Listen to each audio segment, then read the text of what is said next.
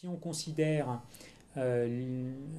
l'évaluation des capacités de consentir au traitement, l'évaluation des capacités de vote, le terrain est pas vierge puisque aux États-Unis, il y a des auteurs qui travaillent depuis le courant des années 80, essentiellement sur la capacité de consentir au traitement et de consentir à la recherche. Il y a deux grandes équipes qui travaillent sur ces questions-là. L'équipe qui s'est constituée autour de Grissot et d'Applebaum, qui sont des psychiatres, et l'équipe qui s'est constituée autour de Marson, et qui travaillent largement et qui ont beaucoup publié sur ces questions-là. Donc sur ces questions-là, le terrain n'est pas vierge, en tout cas sur le plan international. L'évaluation entre guillemets des capacités de vote, le terrain est beaucoup plus, le terrain d'études et les données publiées sont beaucoup plus récentes, puisque le premier travail publié et la publication d'un outil date de 2005. Et c'est toujours l'équipe d'Applebaum avec professeur Karlawish qui ont fait ce travail sur une population de personnes qui avaient une maladie d'Alzheimer. Voilà. Donc le terrain, sur le plan international, le terrain n'est pas vierge, mais c'est vrai que ces travaux se sont développés presque exclusivement ou en très très grande partie aux États-Unis et pas ailleurs. Le terrain est par contre quasiment vierge en France, et ça c'est vrai que c'est quelque chose qui est un petit peu surprenant quand on regarde un certain nombre de textes généraux, de revues sur la maladie d'Alzheimer, sur de textes de recommandations, notamment dans le domaine éthique. C'est vrai que ces dernières années manquent le côté de l'évaluation des capacités, alors que c'est quelque part une des pierres angulaires du respect de l'autonomie. Pour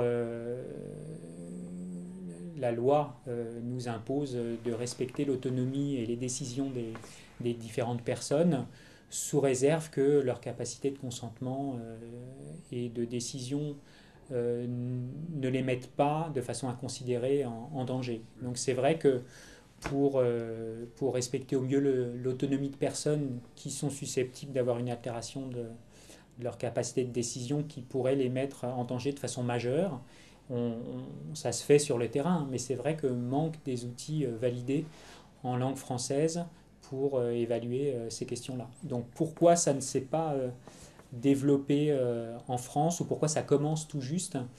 Une des réponses probablement est qu'il n'est pas très facile d'avoir accès aux questionnaires qui concernent par exemple le consentement, un certain nombre de questionnaires qui concernent le consentement au traitement, puisque beaucoup sont sous copyright et qu'il faut demander, il faut demander l'autorisation des auteurs et surtout des détenteurs des copyrights pour pouvoir les utiliser, et qu'on a généralement l'autorisation pour les utiliser dans le cadre de la recherche, mais on n'obtient pas facilement l'autorisation pour l'utiliser sur le terrain, alors qu'on se dit que des versions simplifiées de ces questionnaires seraient probablement utiles. Le questionnaire pour le vote est par contre accessible très facilement, hein, mais est utile beaucoup moins souvent, hein. Donc c'est vrai que à l'aide de ma collègue, le professeur Mahé, on s'est mis à travailler sur ces questions-là depuis 2 à 3 ans, en partant en partant de la question de savoir en médecine aiguë, en l'occurrence en médecine interne, dans un service où nous accueillons plus de 70% à peu près de patients qui ont plus de 70 ans, donc beaucoup ont des altérations des fonctions cognitives, que ce soit aiguës ou chroniques. Donc la question qu'on s'est posée, c'est à l'occasion des élections présidentielles de 2007, est-ce qu'on permettait à nos patients hospitalisés de respecter leur désir de vote, de respecter leur droit de vote? Et donc on a fait une première étude pour leur demander avant le vote s'ils avaient le désir de voter, si ça les intéressait, s'ils avaient ils étaient dans les conditions matérielles de pouvoir voter. On a testé de façon simple par un MMS leurs fonctions cognitives, et on est allé les réinterroger après le vote pour savoir s'ils avaient voté.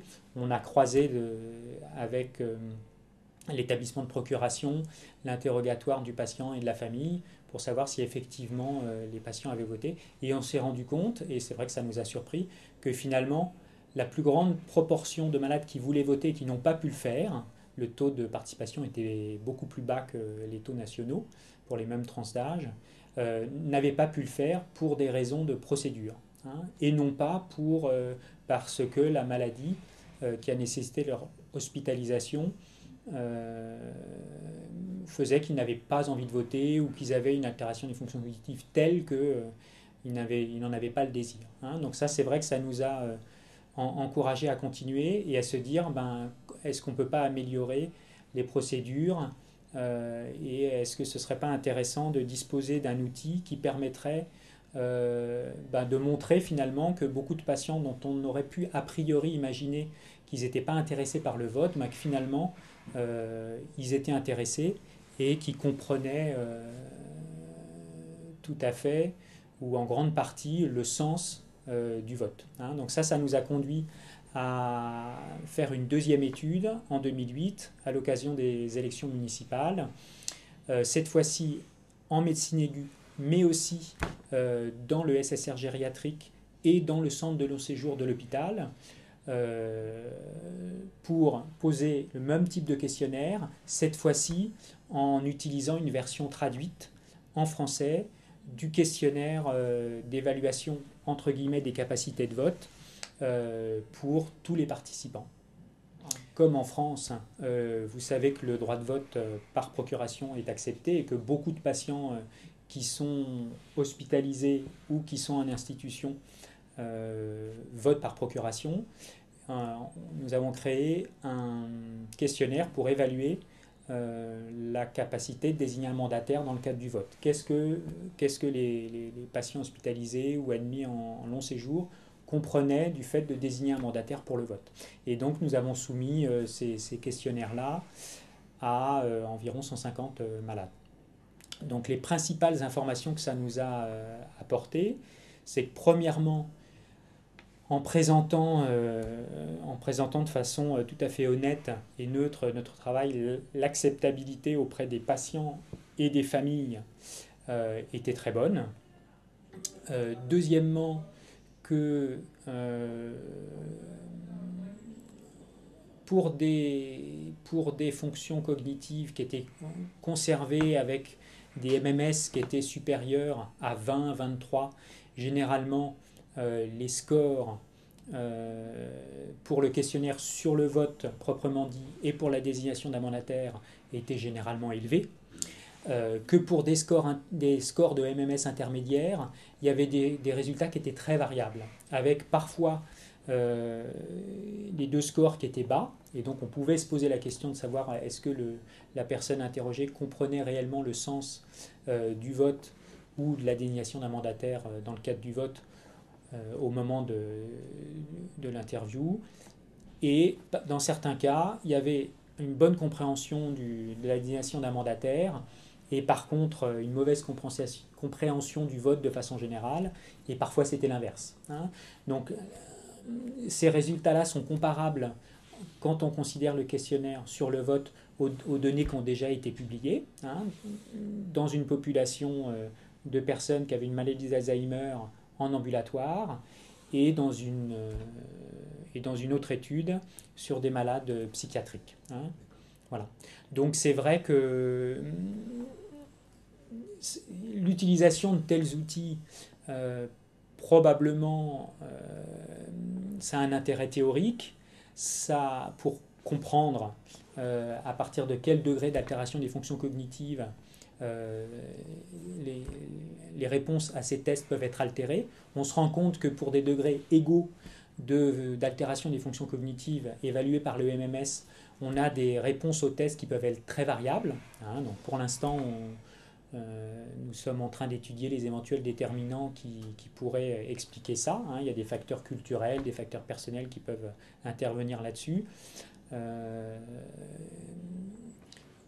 Deuxième chose, c'est vrai qu'il y a une évolution récente de la loi sur les tutelles qui dit que sur le questionnaire, qui dit sur le certificat qui est établi par le médecin inscrit sur la liste établie par le procureur de la République. Donc c'est le médecin qui va donner un certificat disant qu'à son avis, la personne qu'il a examinée doit ou ne doit pas bénéficier d'une mesure de protection sous tutelle. Ce médecin-là, il est indiqué depuis la réforme de 2007 et suite à un décret d'application qui a été publié en décembre 2009, il est indiqué que le médecin qui remplit le certificat doit établir les conséquences de l'altération des fonctions cognitives sur l'exercice du droit de vote. Donc c'est vrai que c'est une information qui est quand même assez surprenante parce qu'on se dit que le premier réflexe qu'on a habituellement, c'est de se dire que ce n'est pas à un médecin quel qu'il soit, de donner son avis sur l'exercice d'un acte citoyen, en l'occurrence du droit de vote. Mais c'est vrai que la loi l'impose, et si jamais c'est appliqué dans ce cadre-là, on se dit que peut-être un outil comme ça pourrait éventuellement être une aide, sachant que l'esprit de la loi, c'est avant 2005, la règle systématique était que si on était mis sous tutelle, on perdait la possibilité de voter puisqu'on n'était plus inscrit sur les listes électorales, et que par contre depuis la réforme de 2005 et surtout depuis 2007, l'esprit est plutôt inverse, et que on est inscrit sur les listes électorales sauf si le juge des tutelles considère que la personne protégée ne doit pas être inscrite sur les listes électorales. Donc l'esprit de la loi est inverse.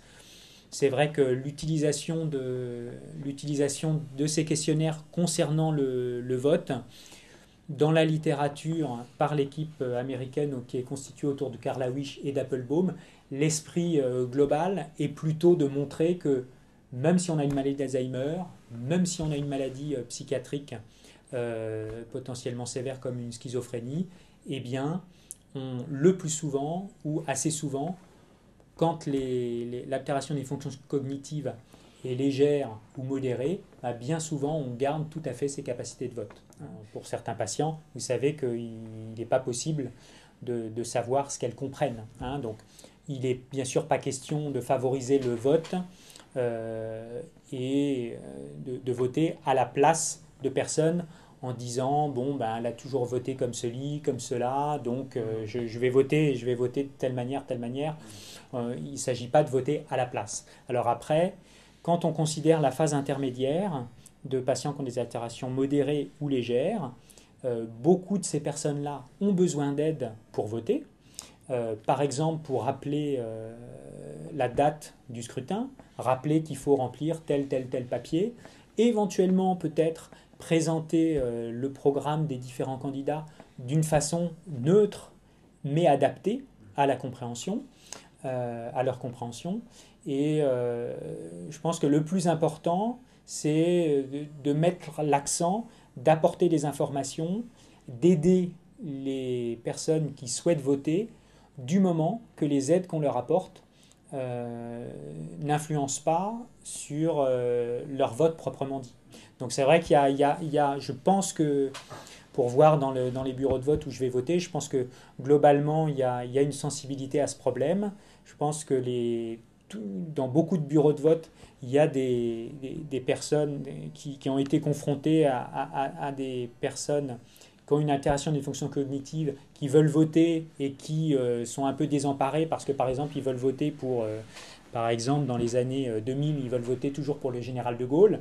Donc c'est vrai que ça peut poser des problèmes localement avec des personnes qui veulent absolument voter pour des candidats qui n'existent plus, qui s'énervent, etc. Donc le problème est complexe. Mais je crois que si on garde dans l'esprit de demander aux personnes de son entourage, quand des personnes sont en institution, en médecine aiguë, s'ils souhaitent voter, s'ils ont besoin d'aide pour voter, je pense qu'il faut favoriser l'exercice de la citoyenneté en termes de droit de vote. C'est quand même une des choses importantes, une des choses principales dans l'exercice de la citoyenneté, et qu'il y a probablement beaucoup de travail à faire sur cette question-là. On peut voir l'inscription sur les listes électorales, le faire assez systématiquement, assez précocement dans l'entrée en EHPAD, par exemple, ou en long séjour. Se prendre à temps pour faire établir éventuellement des procurations. Et si les personnes qui sont autour des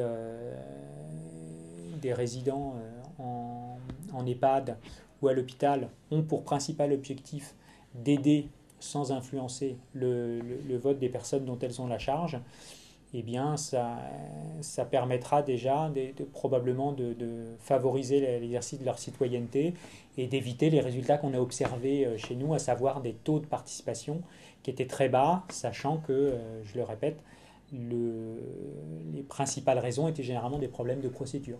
Hein. Effectivement, je suis tout à fait d'accord avec vous. Il faut s'occuper de ceux qui peuvent encore jouer leur rôle et ne pas, surtout pas leur faire perdre peut-être ce dernier lieu de pouvoir. Hein. Mais alors il y a tous les autres qui... comment ça se traduit concrètement ça? C'est-à-dire quand on voit que bon, voilà, quelqu'un ne peut pas... a plus du tout de enfin, a priori n'a pas du tout la capacité à voter, bon, il passe dans la case n'a pas voté. Bah alors je vais répondre à côté de votre question. Donc il y a l'intérêt de... Je vais répondre à côté de votre question de la manière suivante, en disant, si jamais... donc l'intérêt de disposer éventuellement d'outils comme ça concerne le vote, mais ça concerne aussi d'autres champs des capacités, hein, le consentement au traitement, le consentement à la recherche. C'est que si on a des outils validés comme ça, quelque chose qui me paraît très positif, c'est que si on observe un score qui est relativement bas, eh bien, on peut se poser la question, comme vous dites, est-ce que le score est bas parce que c'est vrai malheureusement que dans un certain nombre de maladies comme la maladie d'Alzheimer, à partir d'un stade, même si les choses peuvent évoluer avec des vagues, la courbe descendante, elle est décroissante. Donc c'est vrai qu'au bout d'un certain temps, les capacités de décision, de communication des décisions vont être basses, voire très basses. Donc ça c'est sûr, c'est très fréquent, même si c'est très variable selon chaque patient. Donc si le score est bas, est-ce qu'on est dans un stade comme ça? N'empêche que ça pose quand même une question, c'est est-ce qu'on ne peut pas utiliser ces outils-là pour justement réfléchir à des moyens, soit de contourner, comme vous disiez, soit frontalement de se dire, si le score est bas, peut-être qu'il y a un moyen de l'améliorer, ce score. Hein. Et ça commence à être fait dans le cadre du consentement au traitement. Karl Hawish en parle dans les revues qu'il a fait sur la question du droit de vote, en disant comment peut-on améliorer les choses? On peut faire un effort de présentation. Les informations pour le vote sont faites avec des bulletins de vote, etc. Est-ce qu'on ne peut pas réfléchir à une ergonomie différente des bulletins de vote? Pour le consentement au traitement, il y a un certain nombre d'équipes, il y a quelques équipes françaises aussi qui travaillent sur la présentation de l'ordonnance, présentée d'une certaine manière. L'ordonnance, présenter les avantages et les inconvénients d'un traitement, par exemple, d'une façon adaptée à un malade. Hein. Donc c'est vrai qu'on peut réfléchir à la manière de s'adapter aux patients avec l'objectif final que le score de la personne qu'on a en face de nous soit le plus élevé possible. Hein. Donc si jamais on peut disposer d'outils comme ça, validés, d'évaluation des capacités de décision des patients dans certains domaines, eh bien, on peut éventuellement réfléchir à des moyens de les améliorer. Donc c'est vrai que dans ce cadre-là, la désignation d'un mandataire peut être un moyen de se rapprocher au mieux de ce que souhaite le malade. Et que jusqu'à quel degré d'altération des fonctions cognitives le patient comprend ce que ça veut dire de désigner un mandataire, pour l'instant on ne le sait pas. Il y a une hypothèse qui est souvent admise, c'est que finalement, pour une capacité donnée, par exemple la capacité de consentir à un traitement, probablement c'est cette capacité-là qui s'altère en premier, et peut-être que par la suite reste la capacité de désigner un mandataire pour décider à sa place ou donner donner des indications sur probablement ce que le patient aurait décidé s'il avait été capable d'exprimer ses volontés dans ce cadre-là, mais que finalement on n'en sait rien. Hein, et les premiers résultats que nous avons montrent que c'est probablement pas si simple que ça et que la capacité de désigner un mandataire peut être variable par rapport à la capacité de désigner, par rapport à la capacité en question. Hein. En l'occurrence, c'était pour le vote. J'ai juste une question pratique qui est quand même fondamentale, c'est qui est associé à l'étude en termes de... Alors oui, vous avez raison, c'est important. L'étude du PHRC, donc c'est une étude qui est née et qui est coordonnée dans le service par le professeur Mahé, qui est ma chef de service en médecine interne à l'hôpital Louis Maurier à Colombes, et moi-même.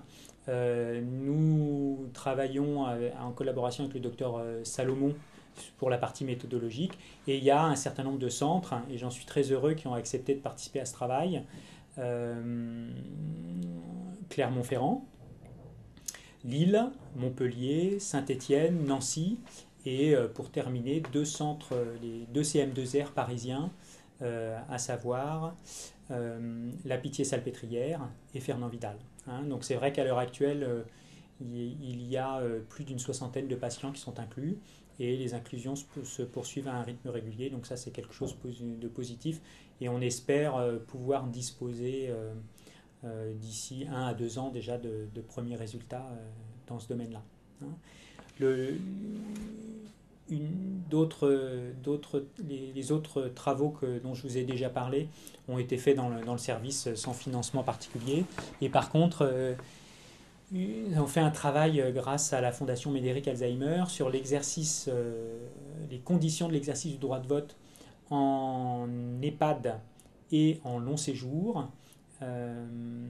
Et ce travail-là est en cours de finalisation pour publication. Vous avez présenté les premiers résultats au dernier congrès de gériatrie en interrogeant une personne de chaque centre, après l'accord de la direction, sur les conditions d'exercice du droit de vote lors des élections européennes dernières, donc de 2009, et qui montrait que finalement, dans à peu près une petite centaine de centres, je crois qu'il y avait 95 centres, et qui montrait que finalement les procédures d'organisation du vote étaient très variables, que ce soit en province ou dans la région parisienne, et également très variables selon qu'il s'agisse d'un centre type EHPAD ou type long séjour, avec un petit point à signaler sur la connaissance de la législation concernant le droit de vote des personnes qui sont sous tutelle, où il y a probablement un effort de diffusion de cette information-là auprès des personnels d'EHPAD et de long séjour, à savoir la règle actuellement, si on est sous tutelle, c'est qu'on peut tout à fait garder son droit de vote, et que c'est l'esprit de la loi. Donc de plus en plus des personnes sous tutelle vont avoir la possibilité légale de voter, et ça c'est vrai que c'est un point, même si actuellement ça concerne relativement peu de personnes, j'imagine, puisqu'il faut le temps qu'il y ait des jugements, et progressivement cette part de personnes qui seront sous tutelle mais qui auront la possibilité de voter va augmenter, et ça c'était une information qui était connue par moins de 50% des personnes interrogées. Donc il y a probablement un effort de communication de cette information-là pour favoriser l'accès des personnes qui souhaitent voter à l'urne. Les différents entretiens que nous avons pu avoir dans le cadre de ces différents travaux montrent que finalement, là je parle essentiellement pour les patients qui sont en long séjour, et pour l'exercice de la citoyenneté, qu'il y a un fort attachement à l'exercice de la citoyenneté, que la plupart des personnes qui sont en institution, la plupart sont des femmes à l'heure actuelle, et que les femmes ont acquis le droit de vote, ont pu exercer le droit de vote pour la première fois en 1945, et donc c'est quelque chose qui est très ancien, et il y a un fort attachement et une volonté parfois exprimée de dire de toute façon on est en institution donc on ne peut plus voter, c'est pas grave, c'est comme ça. Probablement on peut pour certaines personnes, faire relativement simplement des progrès et puis pour régler quelques problèmes de procédure. Et les personnes différentes personnes que j'ai pu interroger, ça représente quelque chose d'important, même si c'est symbolique. Hein. Donc voilà sur ce point-là ce que je voulais vous dire.